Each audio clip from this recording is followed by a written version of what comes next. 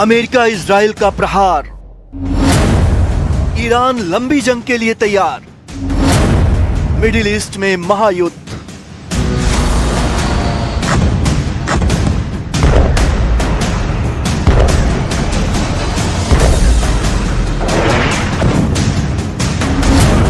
क्या America Iran युद्ध का क्लाइमैक्स अभी बाकी है?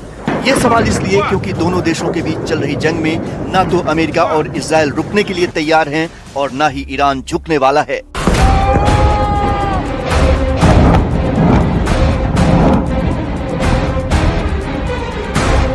ईरान ने साफ कर दिया कि जंग लंबी चली तो वो तैयार है। ईरान के शीर्ष राष्ट्रीय सुरक्षा अधिकारी अली लारजनी ने कहा कि 300 साल में ईरान ने कभी युद्ध शुरू नहीं किया, लेकिन सभ्यता की रक्षा के लिए वो हर कीमत चुकाएगा। अमेरिका दावा कर रहा है कि ईरान पर अभी सबसे बड़ा हमला होना बाकी है, तो वहीं ईरान की तरफ से ये दावे किए जा रहे हैं कि अब तक उसने स्क्रैप मिसाइलें इस्तेमाल की हैं। असली ताकत अभी उसके पास बची है, जिसके बाद संभावना है कि ईरान फतह और खैबर जैसी एडवांस मिसाइलों को सही समय पर दागेगा।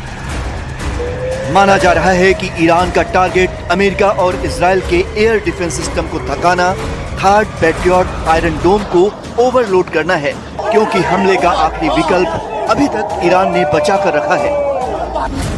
पहला विकल्प, लंबी दूरी की मिसाइलें, स्ट्रेटेजिक रिजर्व। ईरान ने फतह और खैबर जैसी एडवांस मिसाइलों को अब तक बचा कर रखा है और इनका वो सही समय पर इस्तेमाल करेगा।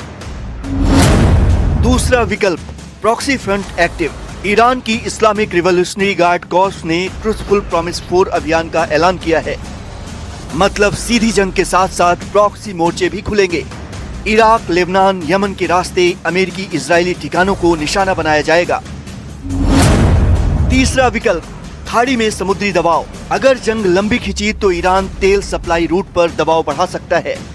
होर्मुज जलडमरू मध्य में ड्रोन और नौसैनिक एक्टिविटी शुरू होने से वैश्विक बाजार में तेल की कीमतें उछल सकती हैं। चौथा विकल्प, साइबर और इलेक्ट्रॉनिक वॉरफेयर। विशेषज्ञ मानते हैं कि अगला चरण साइबर हमलों का हो सकता है। Iran communication network, air defence system और इंफ्रास्ट्रक्चर पर डिजिटल हमले कर सकता है। ये कयास इसलिए भी लगाए जा रहे हैं क्योंकि ईरान के विदेश मंत्री अब्बास अरागची ने कहा कि वो आत्मरक्षा के लिए सभी सैन्य तरीकों का इस्तेमाल करेंगे। اینکه ما بخوایم جنگ رو منطقه‌ای بکنیم، اصلا جنگ منطقه‌ای خواهد شد. به این علت ساده که پایگاه‌های آمریکا و تأسیسات آمریکا در کل منطقه ما پراکنده هست. خب وقتی آمریکا به ما حمله میکنه توسط جنگنده‌هاش، توسط ناوهایی که میفرسته، اونها خب به خاک ما دسترسی دارن، توسط انواع و اقسام موشک‌ها و جنگنده‌ها اینها حمله میکنن. ما به خاک اونها دسترسی نداریم، ولی به پایگاه‌های اونها در منطقه دسترسی داریم و از نظر ما پایگاه‌های اونها یک هدف مشروع به حساب میاد. तो क्या ईरान पहले दुश्मन की ढाल को खत्म करेगा, फिर अपने असली हथियार चलाएगा? क्या प्रॉक्सी फ्रंट से अमेरिका इजराइल को चारों ओर से घेरने की रणनीति है? जैसे जैसे जंग आगे खींचेगी इसका जवाब सामने आएगा।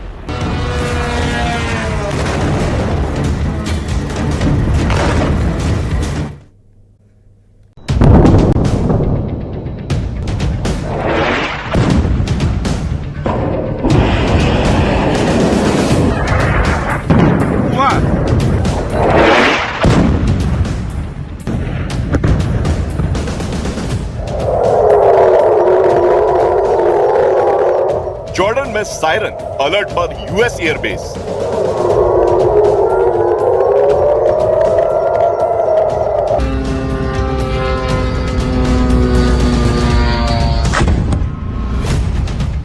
कुवैत में अमेरिकी बेस पर मिसाइल हमला।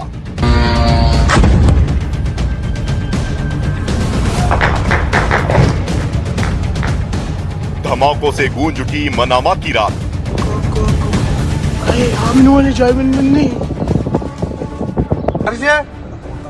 इजराइल और ईरान की जंग में मिडिल ईस्ट का नक्शा बदल रहा है। ईरान वर्सेस इजराइल की लड़ाई अब सिर्फ 2 देशों तक सीमित नहीं रही। Jordan, Kuwait, Bahrain, Qatar, Saudi और लेबनान तक युद्ध की आग फैल गई और खाड़ी में बन गया नया वॉर फ्रंट।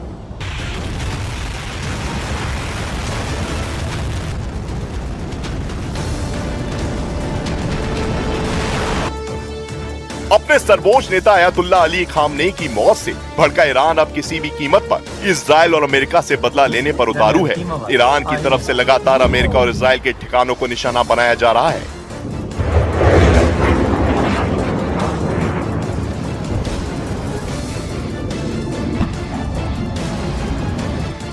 जॉर्डन और कुवैत में अमेरिका के सैन्य ठिकानों पर ईरान ने जोरदार हमले किए, तो वहीं इजराइल के तेल अवीव में केमिकल फैक्ट्री को भी निशाना बनाया। केरविल में होटल पर ईरान ने ड्रोन हमला किया क्योंकि वहां पर भी अमेरिकी सैनिकों के छिपे होने की जानकारी सामने आई थी।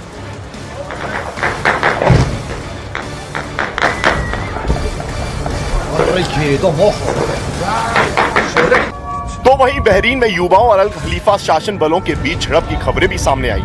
ईरान समर्थित गुटों का संदेश साफ है, अब जंग सिर्फ सीमाओं पर नहीं लड़ी जाएगी, जहां जहां अमेरिका मौजूद है उन सभी जगहों को निशाना बनाया जाएगा।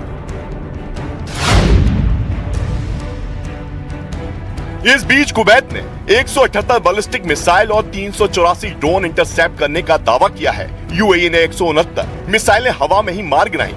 बहरीन ने 70 मिसाइल और 76 ड्रोन रोके।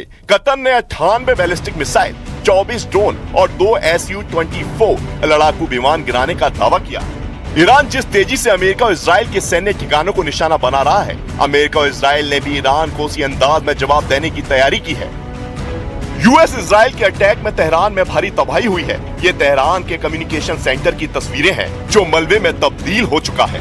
यूनेस्को धरोहर गोलस्टन पैलेस भी इजरायली हमले में क्षतिग्रस्त हो गया है, जिसको लेकर यूनेस्को ने भी चिंता जताई है।